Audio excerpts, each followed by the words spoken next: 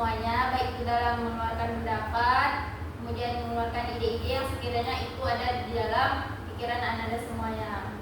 Untuk memenuhi semua itu tentunya Ananda perlunya keterbukaan dalam menyampaikan apa yang Ananda pikirkan ataupun pendapat yang ingin Ananda sampaikan. Kemudian apa yang kita bicarakan di dalam kegiatan ini tentunya tidak boleh sampai terdengar sampai keluar atau kita bicarakan sampai keluar. Hanya kita saja yang tahu.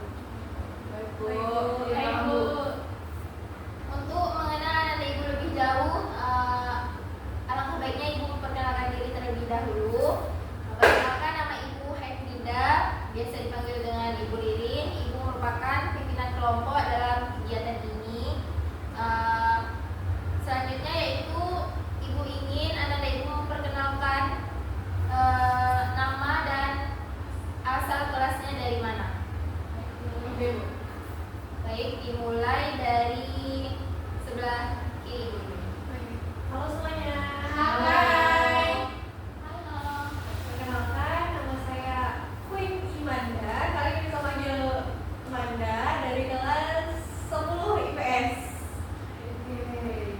Halo semua, perkenalkan nama aku Caca, biasa dipanggil Caca atau Aca. Saya dari kelas 11 IPA. Halo semuanya. Hai. Perkenalkan, nama saya Nazwa Setianingsi, biasa dipanggil Nazwa. Saya dari kelas 10 IPS. Hai Wawa. Hai Queen. Oke, baik, selanjutnya. Perkenalkan, nama saya Diana Setiana Putri, biasa dipanggil Ana. Saya dari kelas 10 IPS. Halo Hai. Perkenalkan, nama saya Seka dari kelas 10 IPA. Nah, tadi masing-masing dari Ananda telah menyebutkan nama serta asal kelasnya dari kelas yang berbeda-beda nih. Nah, untuk mempererat hubungan kita dalam melakukan kegiatan kelompok ini, Ibu ingin Ananda menyebutkan kembali nama-nama temannya secara berulang dan bergantian dalam bentuk berangkai. Baik. Nanti dimulai dari Ibu terus lanjut ke Manda, Tasha dan seterusnya. Baik, mengerti? Ibu. Ibu Ririn, Ibu Ririn Queen. Ibu Ririn Queen Caca. Ibu Ririn Queen Caca Nazwa. Ibu Ririn Queen Caca Nazwa Ana. Ibu Ririn Queen Caca Najwa Ana Sekar. nah untuk melatih fokus kita agar lebih fokus lagi dalam kegiatan ini,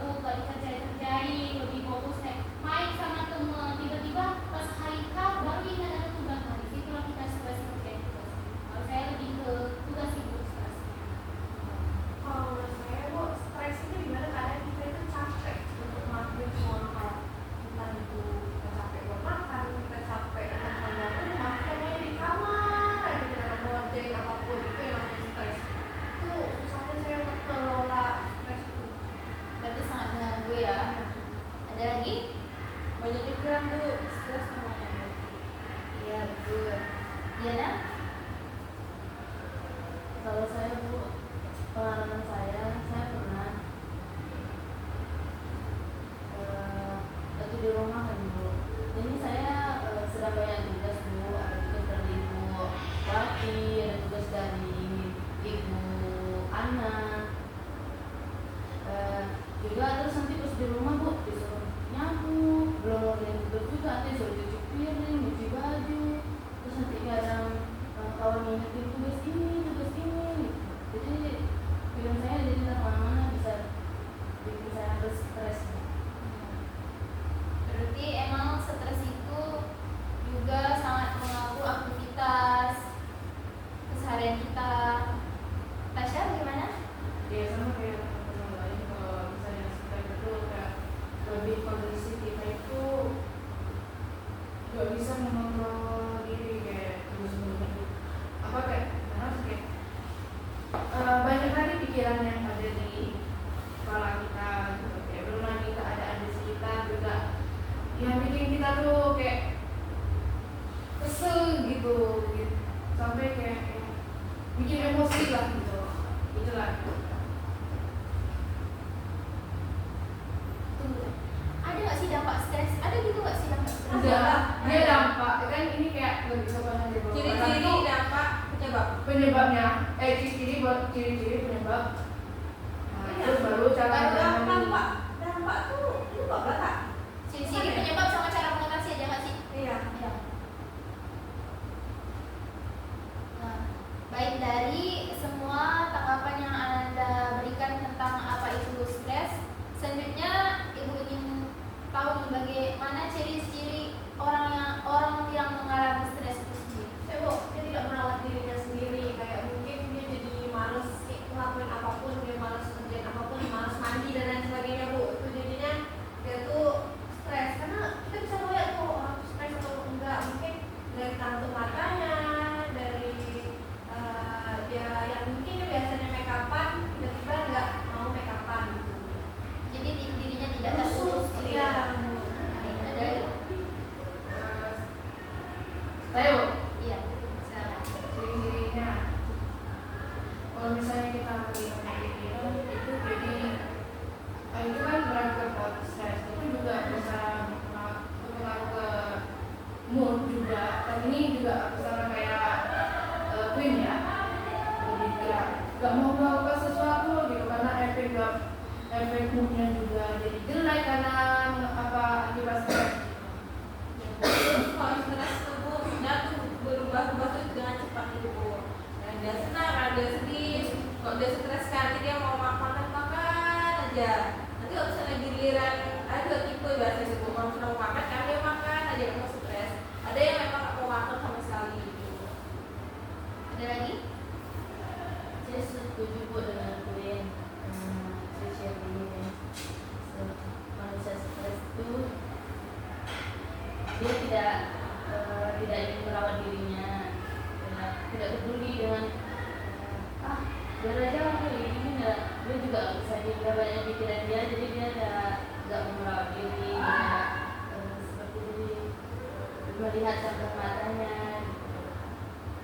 Banyak sekali ya ternyata. Ada lagi yang bisa mau Saya Bu, saya setuju dengan teman-teman, tapi saya ingin menambahkan bagi saya orang yang stres itu kayak dia tuh kurang fokus gitu sih. Kalau kita bertanya dia nggak peduli gitu, lebih suka ngomong gitu. Saya jauh dari kerumunan. banyak sekali ya ternyata, dari yang tidak rawat dirinya, terus dari bentuk apa namanya fisiknya, dari perubahan moodnya, dari cara dia melakukan interaksi dengan orang lain terkait fokusnya. Nah, dari semua ciri-ciri itu kira-kira apa sih yang bisa menyebabkan stres itu sendiri menurut Anda itu? Penyebabnya ya bisa aja sebenarnya karena salah satunya dari banyaknya tugas nih, misalnya banyak tugas yang terus-terusan dikasih gitu, kayak mungkin di dalam seminggu nih misalnya setiap hari itu ada aja itu tugas nanti kumpulkan untuk depannya gitu misal, atau dikasih waktu sekitar 2 hari atau 3 hari gitu. Jadi kayak ya itu bisa menyebabkan stres karena terlalu banyak tugas, apalagi mengingat deadline-nya itu mepet. Nah, itulah. Sama overthinking yang berlebihan, karena apa terbesar dalam diri kita itu kan di otak kita, di pikiran kita. Kalau kita terus berpikir, oh ini aku gak bisa ngerjain ini, kamu gak bisa ngerjain ini, itu lama-lama jadi stres. Harusnya kita mau enjoy, kita kerjain sesuatu tersebut gitu. Tuh makanya jangan overthinking menurut saya gitu. Ada lagi? Azwa, gimana? Bagi saya penyebab stres itu apa tuh? Betul, saya sama yang tadi banyak tugas yang nggak diselesaikan secara cepat, bukan Ada lagi yang mau menambahkan? Perasaan tidak stabil sih Bu, itu akan mempengaruhi pikiran juga. Jadi dia stres. Diana bagaimana? Kebanyakan yang dipikir Bu. Sama kayak si Manda tadi ya, overthinking gitu ya. Oke, baik. Dalam banyak-banyak penyebab stres yang sudah dikemukakan oleh Ananda ini, yang paling sering Ananda rasakan itu penyebab yang mana? Tugas Bu, tugas menumpuk Bu, belum siap ini dia ditambah lagi Bu. Betul Bu, setuju. Jadi itu pikir aja bingung sih nyelesaikannya gitu. Karena tekanan itu tadi ya. Iya, karena itu jadi kayak merasa lebih capek gitu. Moodnya juga hilang. Faktor keluarga dan pacar sih. Faktor keluarga dan pacar iya. Kenapa Anda bisa mengatakan seperti itu? Karena kebanyakan teman-teman saya yang anak broken home itu pasti merasakan rasanya stres karena keluarga, dan itu bisa kebawa ke hal-hal lain. Terus mereka merasa ada juga yang stres karena pacarnya selingkuh atau pacarnya kok nggak hubungin aku lagi nih, nah, kayak gitu. Iya, ada. Nah, Diana bagaimana? Yang paling sering Diana rasakan stres, penyebab stresnya tuh tugas sama ya. Berarti rata-rata di sini Anda banyak merasakan penyebab stres yang paling tinggi itu tentang tekanan tugas. Iya Bu. Nah, dari penyebab itu tentunya ada dong cara Ananda dalam mengatasi atau mengelola stres itu sendiri. Nah, Ibu ingin tahu nih bagaimana cara masing-masing dari Ananda dalam mengelola stres tersebut. Bagi saya sih Bu, kalau kita stres tuh lebih banyak kayak cerita sama ibu, sama ayah, meluapkan perasaan kita gitu Bu. Terus itu ada teman-teman gitu. Sharing gitu ya. Sharing. Ada lagi? Saya Bu. Ya.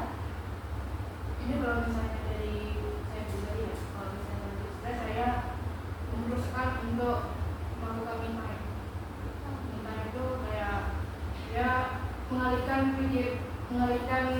apa stres ini, kayak misalnya saya dengerin musik atau nonton di YouTube misal gitu. Apalagi kalau di YouTube kan suka saya tengok yang K-pop, jadi itu mungkin bisa teralihkan stres saya, jadi bisa lebih merasa mulai relax gitu.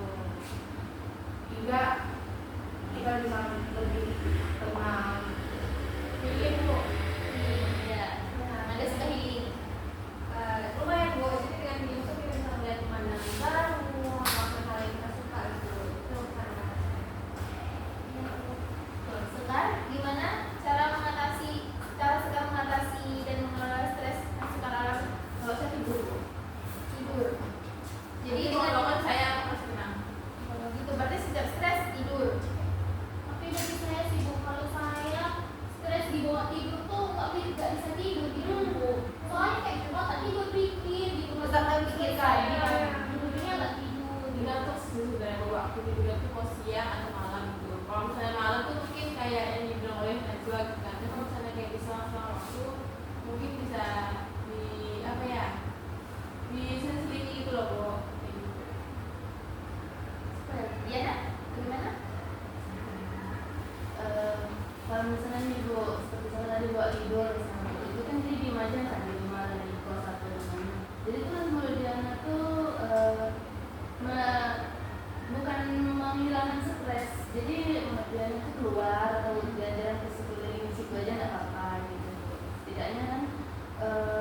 jadi nggak terlalu kepikiran lagi tentang yang tugas yang inilah, yang pekerjaan ini gitu. Sama seperti kita self healing, Lebih suka jalan-jalan gitu ya. Oke. Tapi sih Bu, kalau Diana tadi bilangnya cara mengatasi stres tugas itu kayak gini. Tapi bagi saya sih Bu, kalau kita ini sedangkan tugas kita belum selesai, selesai ini sama aja kayak stres aja gitu Nah, tapi bagi saya lebih baik kita kerjain lah, kita angsur-angsur kalau tugas itu biar nggak tambah stres. Baru setelah tugas selesai baru kita pilih. Berarti walaupun healing tapi tugas tetap ada, kita tetap masih kepikiran, Iya, masih Bu. stres. Sampai Iya. rumah kan kenapa tugasnya lagi tuh stres lagi? Iya sih Bu, jadi harusnya kayak kita kerjain tugas dulu, habis kerjain tugas sampai kita healing. Iya. Setuju ya sama pendapat Najwa? Iya, Betul, Bu, setuju. Oke, baik. Ada lagi yang mau menambahkan? Gimana sih Bu yang saya bilang tadi Bu, cara mengatasi stres untuk orang yang bunuh diri itu kayak mana sih Bu? Cara Biar mengatasi. dia tuh mentalnya tuh gak tenang gitu. Kan banyak tuh Bu, bisa gitu. Iya, banyak sekarang yang bilang seperti itu ya. Bagaimana dia gak bunuh diri, harus psikolog aja lah gitu. Bagaimana pendapat teman-teman yang lain? Apakah ada yang jawaban pada itu? Ya, saya kok tentunya kalau memang udah setelah mau bunuh diri itu berarti dia memang butuh seorang yang lebih ahli dalam hal kesehatan mental, kayak psikolog, psikiater, atau konselor gitu. Karena kalaupun kita menceritakannya ke orang yang tidak ahli dalam bidang itu, bisa aja dia menyalahi aturan dan makin menyakiti diri sendiri gitu. Berarti harus bawa ke yang lebih ahli. Iya. Ya Bu, saya juga setuju Bu, apalagi kan main-main kan Bu. Kalau misalnya sudah masuk ke tahap bunuh diri kan itu berarti namanya bukan stres lagi, tapi itu ada depresi gitu. Jadi menanganinya juga tidak tahapannya beda dengan stres seperti itu Bu. Jadi lebih baik ditangani oleh Pak ahli. Gimana Tasya mau beri tanggapan? Kayaknya udah setuju aja, udah Nah, iya, baik. Semuanya sudah mengemukakan bagaimana cara mengatasi stres itu sendiri dengan versi yang ada masing-masing. Nah, selanjutnya Ibu ingin mendengarkan nih apa kesimpulan yang Anda bisa dapatkan dari kegiatan kita pada hari ini. Kesimpulannya Bu, kita tuh harus menghindari rasa stres tersebut dengan cara berpikir positif, tidak overthinking, dan kalaupun memang kita ada stres sama tugas, itu berarti kita harus menyelesaikan tugas kita tersebut, baru mungkin kita mengelolanya dengan healing, mencari kegiatan yang lain. Dan kalau memang stresnya udah stres yang berat, berarti kita menemui para ahli yang bisa menyembuhkan kita. Bagus sekali ya. Siapa lagi ada yang mau menambahkan? sama sih Bu, pendapat saya dengan Kakak. Oke. Bagi saya sih sama juga sih Bu, pendapat saya dengan Anda. Tapi yang saya tambahkan kalau kita stres tuh lebih baik ya, apa ya, berkomunikasi dengan orang lain, mengungkapkan masalah kita gitu. Jangan Cerita dipendam, gitu. ya. Baik, mungkin sekiranya itu kesimpulan dari pembahasan kita hari ini. Nah, selanjutnya Ibu ingin Ananda mengungkapkan kesan dan pesan apa sih yang perlu kita lakukan ke depan. Oke, di sini saya mau kesannya itu saya sangat ini merasa antusias banget ya, merasa antusias karena di sini kita bisa akan tahu apa penyebab dari stres, terus cara menanganinya gimana. Terus juga saya merasa senang karena saya bisa kenalan dengan orang-orang baru, teman-temannya di sini. Jadi begitu menyenangkan juga melakukan kegiatan yang sangat positif ini. Dan untuk kesannya ya, untuk kedepannya kita bisa membahas topik yang lebih menarik lagi, kalau bisa yang lagi viral saat ini.